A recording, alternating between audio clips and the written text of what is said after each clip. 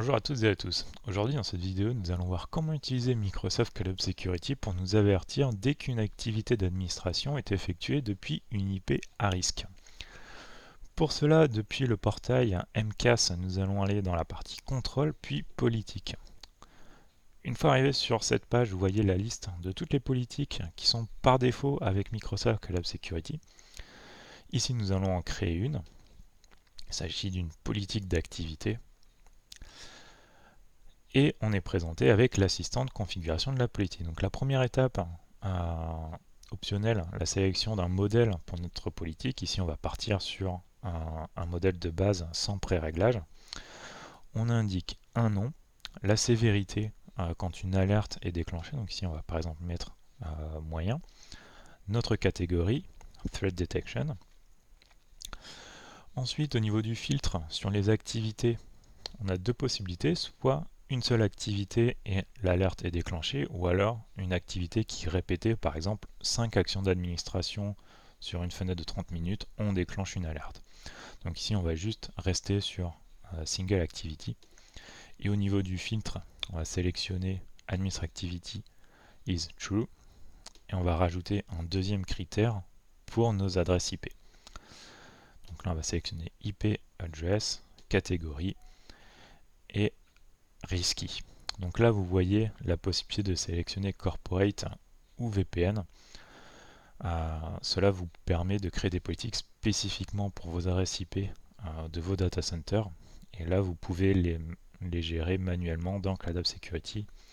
Quand vous cliquez sur ce petit lien, ça vous met directement sur la page pour venir renseigner vos IP.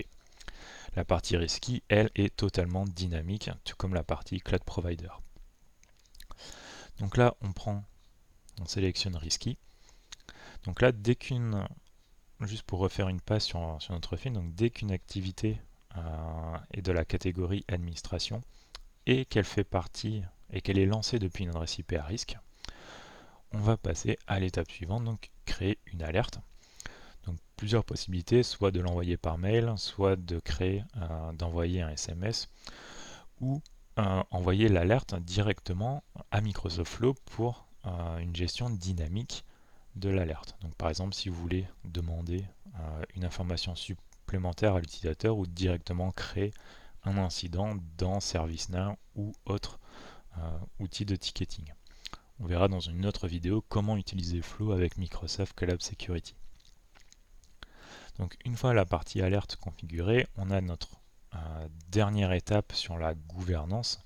Donc dès qu'on détecte ce type d'activité par rapport au filtre qu'on a vu tout à l'heure, on a la possibilité de suspendre l'utilisateur ou de demander à ce que l'utilisateur se réauthentifie et donc derrière potentiellement redemander un challenge multifacteur. Donc là on va juste sélectionner Require User to Sign in Again.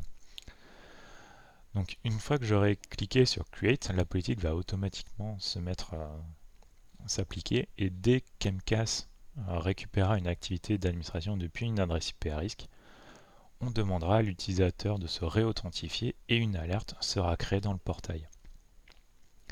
Donc comment cela va se manifester? Donc dans notre portail MCAS, on a notre politique qu'on vient de créer. Là on voit qu'aucune alerte a été créée. Donc là on peut voir filtrer nos alertes par politique ou directement dans la catégorie alerte où là on a l'ensemble des alertes qui sont remontées par MCAS et ensuite on peut filtrer par application ou par politique où là on va retrouver la politique que l'on vient de créer. J'espère que cette vidéo vous sera utile et je vous dis à bientôt. Au revoir.